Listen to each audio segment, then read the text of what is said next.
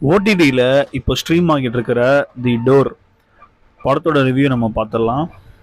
தி door, எனக்கு இந்த படத்தோட ட்ரெய்லரு டீசர் இதெல்லாம் பார்க்கும்போது இது ஒரு normal as usual horror thriller படமாக தான் இருக்கும் அப்படின்னு நினச்சேன். பட் இது கொஞ்சம் டிஃப்ரெண்ட்டாக இருக்குங்க. ஐ மீன் இந்த படம் கொஞ்சம் கிரிப்பிங்காக இருக்குது, பார்க்கவும் கொஞ்சம் இன்ட்ரெஸ்டிங்காக இருக்குது.